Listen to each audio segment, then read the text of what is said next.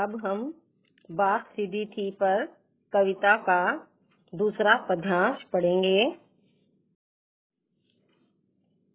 इसमें कवि स्पष्ट करता है कि जटिल भाषा का प्रयोग करने वाला कवि लोगों की वाहवाही तो लूट लेता है, परंतु वह अपने भाव और भाषा को जटिल बना लेता है। अब हम सेकंड पद्यांश की व्याख्या करेंगे। सारी मुश्किल को धैर्य से समझे बिना मैं पेज को खोलने की बजाय उसे बेतरह कसता चला जा रहा था। मुश्किल, कठिनाई, बेतरह, बुरी तरह से। कवि कहता है कि मेरी सरल बात भाषा के चक्कर में फंस गई थी। मैंने इस कठिनाई को धैर्य पूर्वक नहीं समझा, बल्कि मैंने इसकी कठिनाई को बिना समझे इसे और अधिक जटिल बनाता चला गया। जिस प्रकार कोई कारीगर पेज को खोलने की बजाय उसे बुरी तरह कसता चला जाता है, उसी प्रकार से मैं भी भाषा के साथ जोर जबरदस्ती करता चला गया, क्योंकि इस कर्तव्य पर मुझे साफ सुनाई दे रही थी तमाशबीनों की शाबाशी और वाह वाह। तमाशबीन तमाशा देखने वाले, शाबाशी प्रशंसा।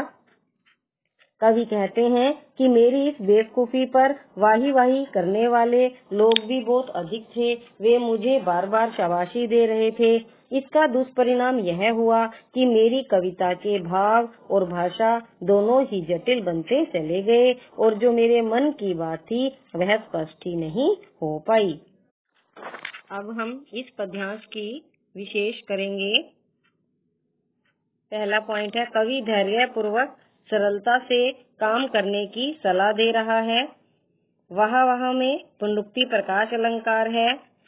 पेट कसने से बिंब से कवि का कथ्य प्रभावी बन रहा है। पेट कसना यहाँ पर एक दृश्य बिंब भी है। बेतरह विशेषण स्टिक है। कर्तव्य शब्द में व्यंग्यात्मकता का भाव निहित है। लोकप्रिय उर्दू शब्द कर्तव्य, तमाशबीन आदि का सुंदर प्रयोग है। मुक्त छंद है। अगला पद्यांश है, आखिरकार वही हुआ जिसका मुझे डर था। जोर जबरदस्ती करने से बात की चूड़ी मर गई और भाषा में बेकार घूमने लगी। जबरदस्ती, बलपूर्वक। कवि यहाँ स्पष्ट करता है कि अंत में वही परिणाम हुआ जिससे मुझे डर था।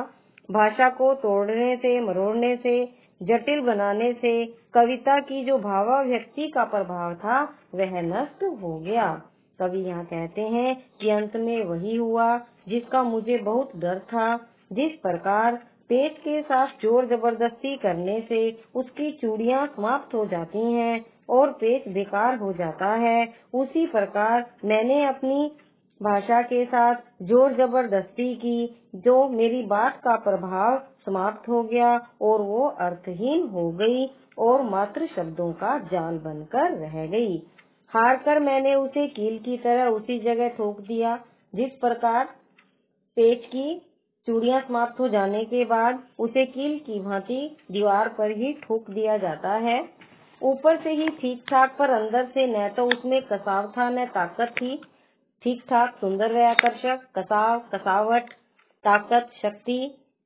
कवि कहते हैं कि जिस प्रकार ऊपर से देखने में तो वह सुंदर व आकर्षक प्रतीत होती है, परंतु उसमें ना तो कसावट होती और न ही उसके अंदर शक्ति होती है, उसी प्रकार आडंबर पुरुष शब्दावली से वाहवाही तो मिल जाती है, परंतु मन की बात स्पष्ट नहीं हो पाती। बात ने जो एक शरारती बच्चे की तरह मुझसे खेल रही थी, मुझे पसीना पहुँचते देखकर पूछा, क्या तुमने भाषा को सहूलियत से बरतना कभी नहीं सीखा? बरतना, प्रयोग करना।